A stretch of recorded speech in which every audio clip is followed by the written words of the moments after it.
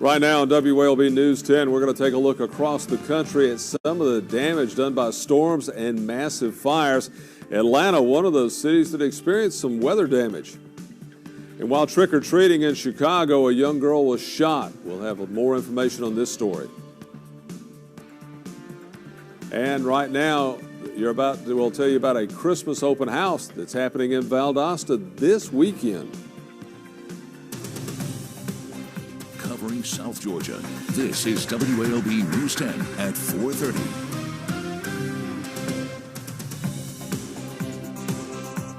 A girl was shot in the neck while trick-or-treating in Chicago. The 7-year-old critically injured while walking with her family last night. This violence, the Chicago's police superintendent is blaming on gang members. Another man believed to be the intended target was also shot in the hand. Superintendent, speaking about that shooting at an event, intended to tout the new statistics that were showing reductions in crime. None of that matters if parents that live in certain communities can't even take their children out on Halloween. The shooting yesterday was reprehensible. Those involved don't deserve to be in our city. So I'm disgusted, but committed to doing everything we can to find the cowards that would engage in a gun battle in the early evening hours while children were trick-or-treating. That little girl clings to life this morning. Now, investigators are looking for a man called a person of interest after viewing numerous videos, some from area businesses. The ISIS militant group has announced a new leader to succeed al-Baghdadi, who was killed in that U.S.-led raid in Syria last weekend. According to ISIS, the name of the new terror leader is al-Qurayshi. Now, across Europe, security services are on alert today. They fear that ISIS cells may be looking for revenge. They will accelerate operations they have in the pipeline, particularly targeting Europe, I would guess. And I would be very concerned as the holiday season comes on here, those beautiful Christmas markets. The mission itself hasn't changed in eastern Syria. There are still presence of Daesh there.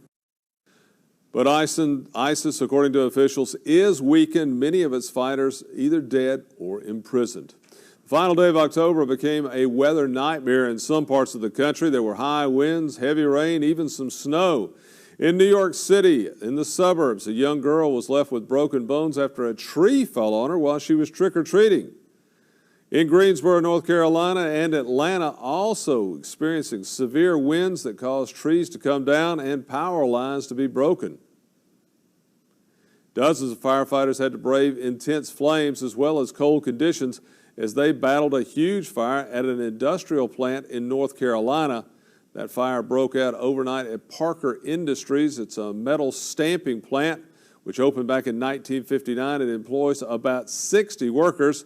More than a half a dozen fire departments from Burke County were called out to help put out that blaze, along with departments from several surrounding cities. Now, there were scary moments for one trick-or-treater in New York last night. That young girl in Westchester County injured when a tree fell on her during some strong winds. The little girl, believed to be 9 or 10 years old, suffered multiple broken bones.